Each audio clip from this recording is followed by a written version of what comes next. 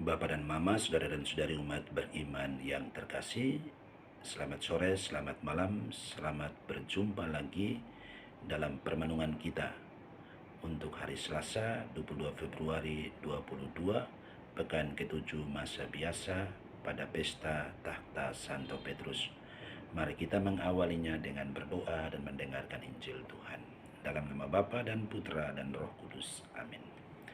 Allah yang kekal dan kuasa, Engkau telah mendirikan gereja-Mu di atas wadas dan mendasari iman kami dengan pengakuan iman para rasul. Kami mohon selamatkanlah kami dan jangan sampai gereja-Mu digoncangkan oleh kekuatan apapun. Berilah kesehatan dan kebijaksanaan kepada Paus kami Fransiskus yang kini memegang jabatan Santo Petrus. Semoga beliau dengan bijaksana memimpin gereja-Mu kepada keselamatan dan kebahagiaan. Ini kami mohon dengan pengantaran Kristus Tuhan kami. Amin. Mari kita mendengarkan Injil Tuhan yang diambil dari Injil Matius bab 16 ayat 13 sampai dengan 19. Tuhan bersamamu dan bersama rohmu. Inilah Injil Yesus Kristus menurut Santo Matius. Dimuliakanlah Tuhan. Pengakuan Petrus. Setelah Yesus tiba di daerah Kaisarea Filipi, ia bertanya kepada murid-muridnya, "Kata orang, siapakah anak manusia itu?" Jawab mereka, "Ada yang mengatakan Yohanes Pembaptis, ada juga yang mengatakan Elia, dan ada pula yang mengatakan Yeremia atau salah seorang dari para nabi." Lalu Yesus bertanya kepada mereka, "Tetapi apa katamu, siapakah aku ini?" Maka jawab Simon Petrus, "Engkau adalah Mesias, anak Allah yang hidup." Kata Yesus kepadanya, "Berbahagialah engkau Simon bin Yunus, sebab bukan manusia yang menyatakan itu kepadamu, melainkan Bapa-Ku yang di sorga. Dan aku berkata kepadamu, engkau adalah Petrus, dan di atas batu karang ini aku akan mendirikan jemaatku, dan alam maut tidak akan menguasainya. Kepadamu akan kuberikan kunci kerajaan surga. Apa yang kau ikat di dunia ini akan terikat di surga, dan apa yang kau lepas di dunia ini akan terlepas di surga." Demikianlah Injil Tuhan. Terpujilah Kristus. Bapak dan Mama, saudara dan saudari umat beriman yang terkasih, hari ini liturgi Gereja Katolik Roma merayakannya sebagai pesta Takhta Santo Petrus. Hal ini untuk menegaskan pengakuan Gereja Katolik Roma akan kepemimpinan dalam pelayanan Santo Petrus sebagai pemimpin dan pemersatu ke-12 rasul. Dengan kata lain, maksud dari pesta ini adalah untuk menghormati Petrus sebagai wakil Kristus dan gembala tertinggi gereja yang mempunyai kuasa rohani atas segenap anggota gereja dan semua gereja setempat, yaitu keuskupan-keuskupan di seluruh dunia. Dari takhta di Roma, Petrus dan para penggantinya, itu Paus, memegang kunci dan mempertahankan persatuan gereja dalam ajaran iman dan moral. Kuasa Petrus ini, yang biasa disebut primat Petrus ini, diberikan langsung oleh Yesus sebelum kenaikannya ke surga. Bandingkan Yohanes bab 21 ayat 15 sampai dengan 19, ketika Yesus berkata kepada Simon Petrus, "Gembalakanlah domba-dombaku." Bapak dan Mama, saudara dan saudari umat beriman yang terkasih, kata takhta atau sering juga disebut singgasana adalah kursi duduk resmi bagi seorang pemimpin atau penguasa. Santo Petrus adalah kepala, pemimpin, dan pemersatu ke-12 rasul. Tujuannya supaya ke-12 rasul tetap hidup bersatu dan tidak terjadi perselisihan, dan kemudian berujung pada perpecahan.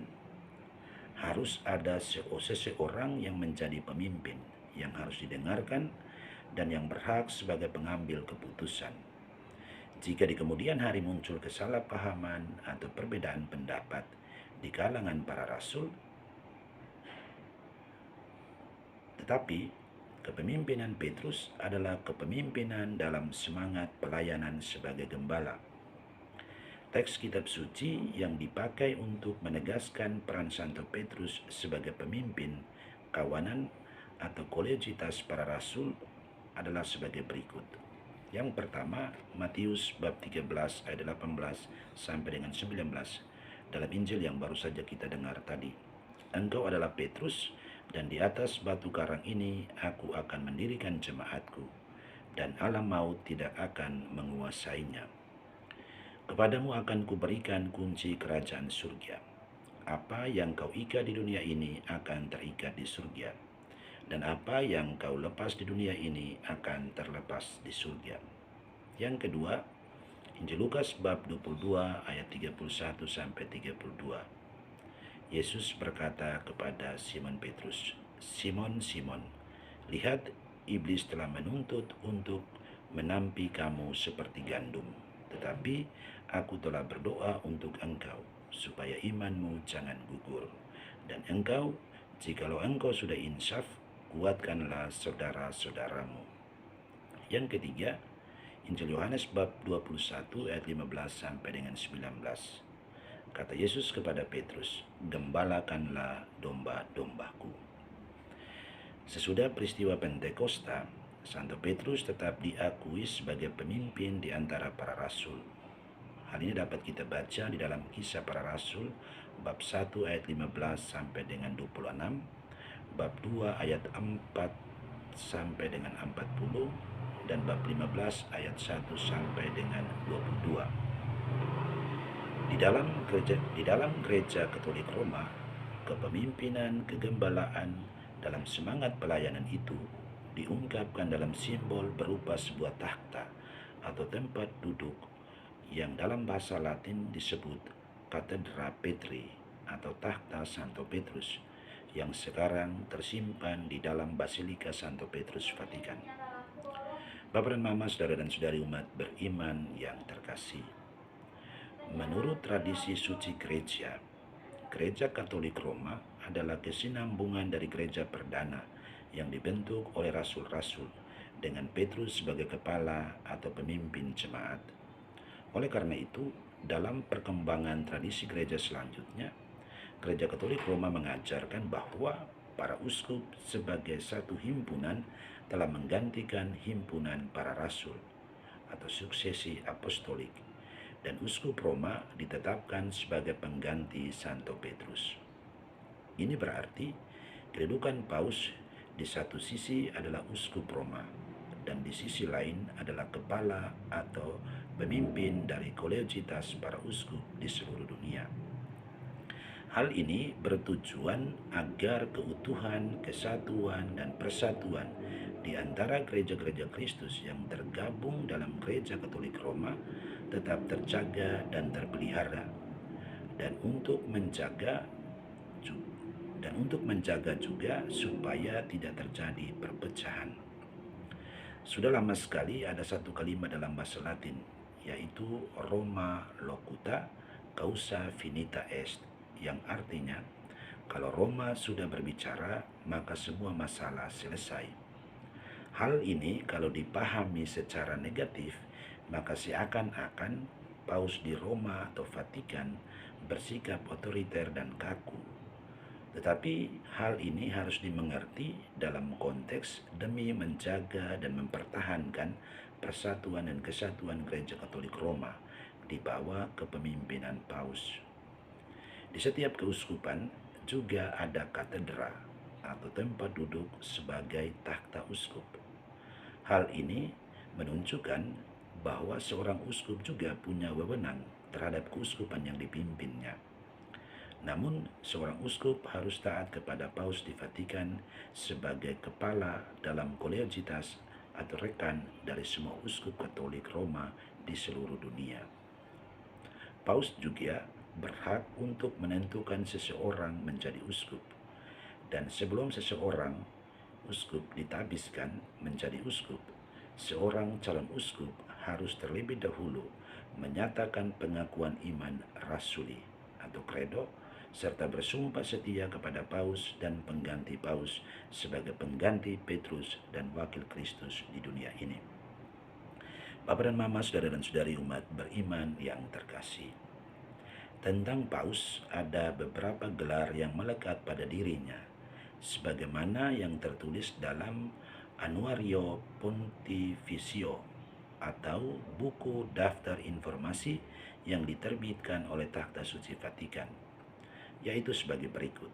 Yang pertama, Paus sebagai Uskup Roma. Yang kedua, Paus sebagai wakil Yesus Kristus di dunia. Dan yang ketiga, Paus sebagai penerus Pangeran para Rasul. Yang keempat, Paus sebagai pemimpin tertinggi Gereja Universal. Yang kelima, Paus sebagai Imam Agung. Yang keenam, Paus sebagai Patriarch Gereja Barat. Yang ketujuh, Paus sebagai Primat Italia. Yang kedelapan, Paus sebagai Uskup Agung Metropolitan Provinsi Roma. Dan yang kesembilan, Paus sebagai penguasa negara kota Vatikan. Lalu yang kesepuluh, Paus sebagai hamba dari hamba Allah. Bapak dan Mama, saudara dan saudari yang terkasih dalam Tuhan, sampai dengan saat ini tercatat dalam sejarah Gereja Katolik bahwa sudah ada 266 Paus. Paus pertama adalah Santo Petrus, dan Paus yang sekarang adalah Paus Fransiskus yang dipilih dalam konklav sejak tanggal 13 Maret tahun 2013 sebagai Paus yang ke-266. Marilah kita berdoa mohon rahmat kebijaksanaan dan kesehatan untuk Paus kita Fransiskus. Semoga beliau selalu sehat dan dengan bijaksana memimpin Gereja Katolik Roma ini dalam iman dan moral menuju kepada keselamatan dan kebahagiaan. Amin. Mari kita mohon berkat Tuhan atas hidup kita dan untuk istirahat kita malam hari ini. Tuhan bersamamu dan bersama rohmu. Semoga kita sekalian hidup dan karya pekerjaan kita setiap hari. Mereka semua yang kita doakan dan mengharapkan bantuan doa kita. Mereka semua yang kita kasih dan mengasihi kita di mana saja berada. Semua kegembiraan, harapan, kecemasan, kekhawatiran, dan kesehatan kita masing-masing dan istirahat kita pada malam hari ini selalu dilindungi, dibimbing, dan diberkati oleh berkat Allah yang Maha Kuasa, Bapa dan Putra dan Roh Kudus. Amin. Selamat malam, selamat beristirahat. Tuhan memberkati dan menjaga kita selalu. Amin.